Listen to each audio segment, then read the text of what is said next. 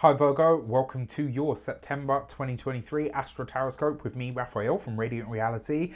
It's an absolute pleasure to have you. Thank you so much for being here. Thank you so much for joining me. Quick note, these readings are for your sun, moon and ascendant sign. And if you're only going to watch one, I do advise that you make sure it's your ascendant sign. It's going to be the most accurate because I'm using the astrology. Now, remember, I use whole sign Western tropical astrology for those of you that would like to know. And that being said, if you are a continued subby, you know Rafi loves you. And if you're new to my channel, please don't forget to like, share. And if you should so choose and this resonates, hit that subscribe button. Before we start, as always, I would like to bless my decks of cards with all forms of love, light, peace, prosperity and abundance. And I pray that the messages that come through are ultimately clear and concise. They help you on your path to your highest vibrational good. So just want to say happy damn birthday to ya. I truly hope you have a wonderful solar return. Remember to fill the day of your birthday with a little bit of everything that you want this entire next 12 months of your life to have in it for you. Now, I'm going to pop these here. These will be for your moons. And these will be for the bulk of your read. So for your transits, the first transit that I wanted to look at this month was Jupiter retrograde in your 9th house is going to be trining Mercury retrograde in your 1st house. So Mercury, your ruling planet, is in your sign where it's exalted. And then you've got Jupiter in the 9th house, which has been there for a while, right? Which is also retrograde in the 9th house, which is a house that Jupiter naturally has a lot of affinity with. Now, Mercury goes, you know, your ruling planet, no offense, the retrograde whore, you know, goes retrograde, you know, once it goes retrograde, maybe 3, sometimes 4 times a year. Jupiter retrogrades once every year for about 3.5 to 4 months, not particularly, neither one of these are rare. But for them to be in a trine like this and to be coming into an exact trine, more rare. All right, so a new sense of self, the 1st house, Mercury in the 1st house, is emerging for you. You're rethinking who you are, how you present to the world, maybe looking at your image, maybe looking at your body. And I like this because that exalted Mercury to start with is connecting to a Jupiter in the 9th house, which is doing really great work in that space for you. This is about who you believe yourself to be, how you present to the world, the value of the knowledge that you have. It might also see a lot of you getting clear on what you're sharing with the world. It might see a lot of you taking the knowledge and information that you're in possession of and taking it in a new direction. Maybe you start to share more things about your personal experience with whatever it is that you're doing in the world. It might be that for some of you, you're having some kind of relaunch as well, remember? So, and this would actually be a pretty good time to do that as well. Remember, retrograde energy is bringing things back, right? So if something's been on the back burner and it's been kind of in the background and you haven't really done much with it, this could be a time to take it off and give it a good dust up. This is for research, redefining, redesigning, relaunching, you know, researching, all of those kinds of rewords where you're doing something over, refining it, redesigning it, all of that kind of stuff is highlighted here as well. Now, with the sun illuminating you at this moment in time as well, you're able to shed light on the changes that you're wanting to make, and it's feeling good for you to make those changes, but more importantly, people are noticing the changes that you're making. So this could be, I mean, it's a win-win all round.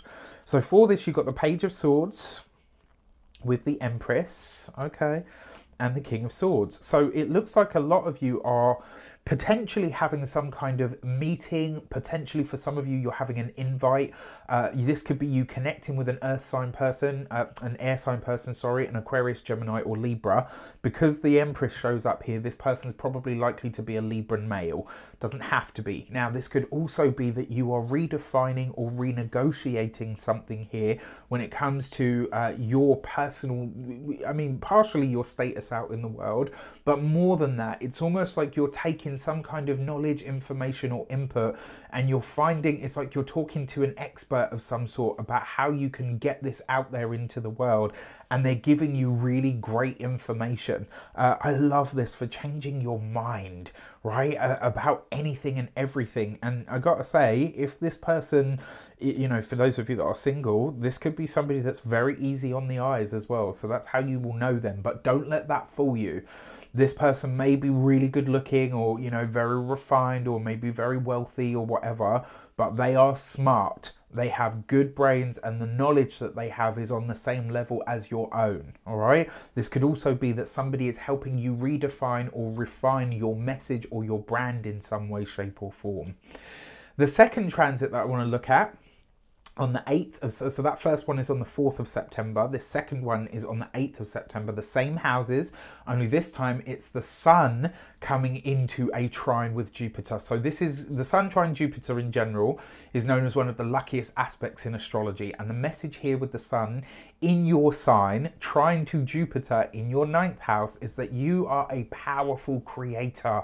There is luck around this, right? There's luck around creative ideas and endeavors at the moment, especially around something that maybe you took a chance on previously, that you knew that, like, this is a gamble. I don't know if it's going to work, but I'm going for it, and I'm going for it anyway, and in a big way. Maybe you took a big swing of some sort, and here it starts to pay off. This is where you start to see a result from it, and you're like, holy shit, I didn't know, right? I knew it had the potential to be great, but I didn't know it would become this, right? So I love, love, love this for you.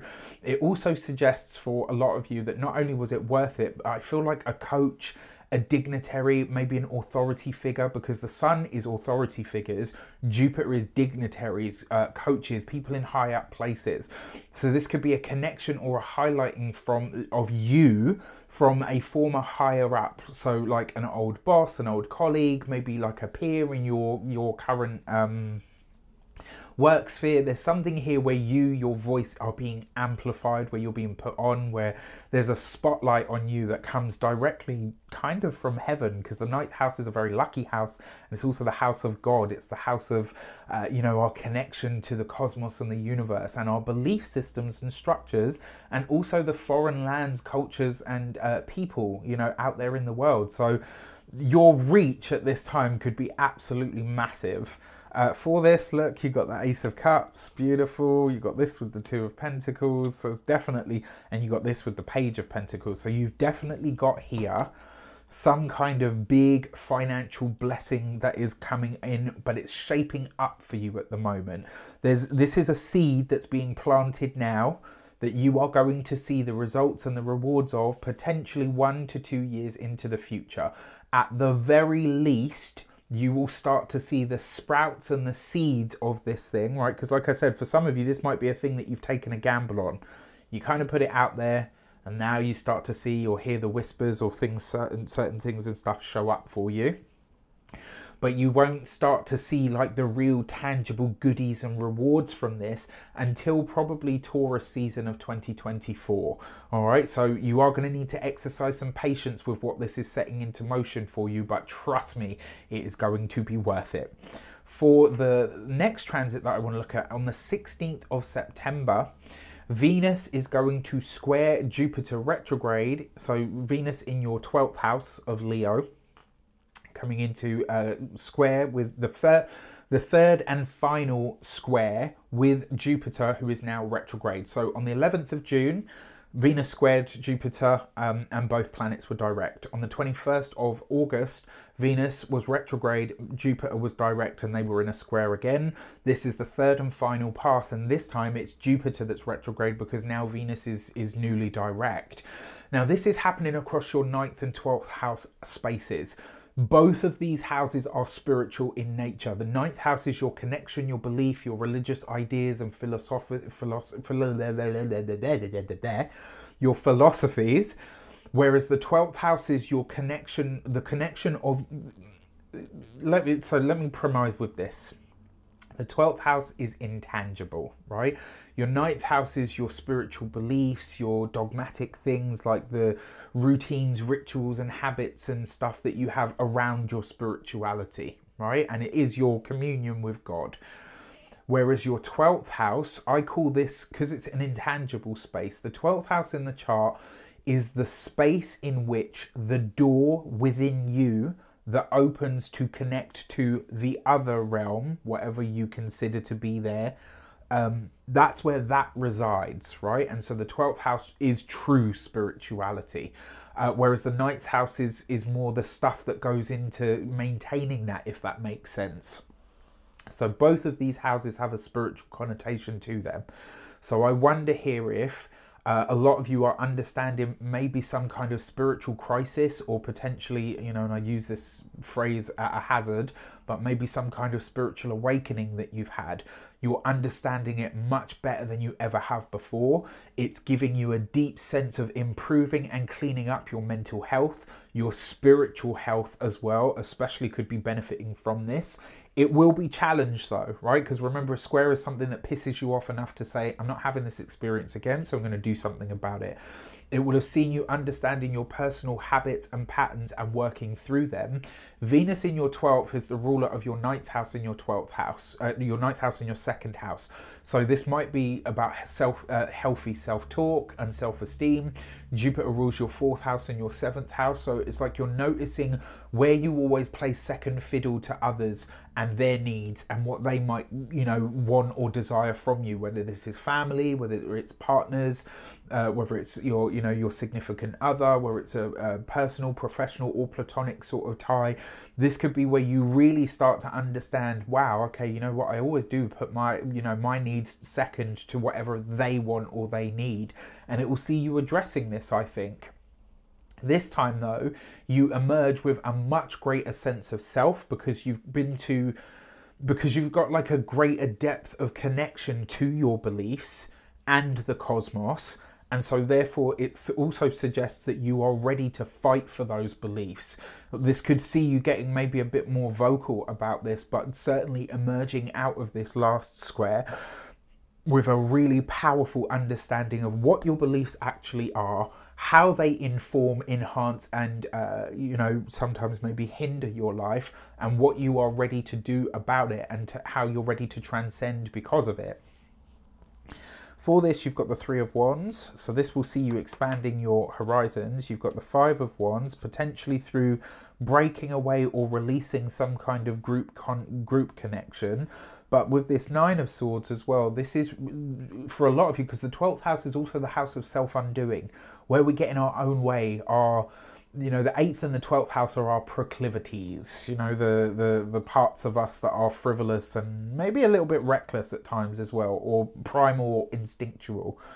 This, you know, the 8th house is your taboos, but really your 12th house is the stuff that really makes those taboos go into action. And so when I see this 9 of Swords with the 5 of Wands, inner conflict, where you really kind of get in your own way or trip yourself up, is what's really being highlighted here. And the way through that is by really understanding yourself at that greater depth, and really sort of seeing your belief system, structures, etc., and saying, wow, this kind of thing, you know, is what I need to look at or adapt. Interesting as well, because the 9th house is legal matters and considerations, and the 12th house is the past. So potentially this 3rd and final square could see a legal matter and or situation coming to a close, or it could see you putting it down. You know, maybe it's coming to a close, or it could see potentially it comes up in order to be resolved this time. And then finally, on the 24th of the month, Mars is coming into an opposition with Chiron. Now, Chiron is in the sign of Aries, which for you is the 8th house. Mars, the ruling planet of Aries, is going to be in your 2nd house of Libra. Now, this is interesting because it means that Chiron is being hosted by Mars. Mars is in its fall in the sign of Libra. It doesn't necessarily do great work there. Mars wants this, Libra wants this. Libra is Venusian, Mars is Martian, right? So very, very different energies. Now, the day in general is packed with a lot of powerful energy, and this one I think we're all going to feel. Chiron in the sign of Aries has been showing us all what the cost has been for us to be ourselves in that specific area of life. Your 8th house, like I said, is it's, you know, sex, death, the taboo, taxes, other people's money and resources, joint finances, you know, your partner's money is the 8th house. The other thing with the 8th house as well It's the occult and the you know, the spiritual side of the occult stuff, you know, so tarot, astrology, numerology, mediumship, all of that kind of stuff is eighth house stuff. It's also a crisis and a conflict house, right? So the fact that you've got Chiron in that space may have really been teaching you what your wounds, your traumas and your fears are, and how when they're activated they force you, well maybe not force you, but how when they're activated you do certain things that could be seen as taboo, or you know, you find something to use as a crutch or a drug or whatever to kind of escape that feeling. Well, that Chiron, it's not just the wound, it's also the seeds of the healing that can come from this that you can turn into real power. Mars is the energy of Mars is the energy of action, energy, excitation, irritation, and war potentially. And so the way here is not so clear cut, right? Because there's a frustration, there's an annoyance because Mars isn't able to work at its best here. So the opposition to Chiron in Aries, which is the sign of self, a vulnerable point in us that shows us this is what it has cost me to be myself, right? And so maybe you have a certain feeling around sex. Maybe you've got a wound around sex and it's being highlighted to you. Maybe you grew up with the Catholic guilt, right? Gosh, if you're, you know, I grew up in a Catholic family on my mum's side, Christian on my dad's side. So, you know, the Catholic and the Christian guilt be real. Okay, I had a lot of that, and obviously, you know, I'm a gay man, and there was all of that, and you know, proud pagan, sort of very, very spiritual, astrology, tarot reading, all of that kind of stuff. So I get this, right? I really get this, and because this is eighth house stuff for you, this stuff could be coming up for you, and that Mars opposing the Chiron, this is where the healing comes in. Mars in the sign of Libra is showing you, no matter how difficult it is, if you take action here in your second house of money, finances and resources, yes, but also self-worth, self-esteem, how you value who you really are and what you have to bring to the world, that is your way through. That is how you will activate that Chiron, which is in the sign of Aries, and get it to kind of start doing something to work for you. The eighth house is other people's money. The second house is your money. So this is helping you get clear and understanding the power dynamics, eighth house, that play out around money, finances and resources. You know the saying that goes, whoever's got the gold makes the rules. This could really be you getting a powerful insight into that. And also for some of you, this might be addressing a wound around powerlessness when it comes to money, finances and resources. The way through creating financial stability and security for yourself in a very, in a very real world way is what gets you through this, and how by taking action now, it could be something as small as you set up a savings account, right? Let's say you've got a family, you set up a savings account and you start stashing money away in it that nobody knows about, not even your significant other. And this isn't about, you know, greed or anything like that. It's about honoring yourself, Mars, no matter what, so that you can access that feeling of personal power, the eighth house, and bring healing to that space where you feel like maybe you don't have a choice or a say, right? I hope you're seeing how all of these symbols are coming together. It's going to give you the power to feel secure and do relationships in a way that's more fair, balanced and even, which is what Libra actually wants from that Mars, right? So really big sort of intricate stuff here, but I couldn't, when I saw this transit I was like, yeah, it's a passing one, but I think this is going to do something for a lot of people. For this you've got the Nine of Pentacles. Of course you do. You've got the Justice card, which is Libra, and you've got the Fool card. That is a brand new commitment to pleasure, a brand new commitment to yourself. The eighth house brings pleasure. It brings pleasure through sex. It's very primal and instinctual, and it's, you know, like the eighth house is what you want to, you know. Sorry. This is bringing a new sense of that though. It's helping you really rediscover where your commitment now needs to be to yourself and how that creates more equality, fairness and balance in your life. You know, big stuff for all of us. Okay. And then finally for your moons, so the Virgo new moon, for you is in your first house. This is a refresh, a reset button for you, right? This is your birthday new moon, if you like. And so this is all about you.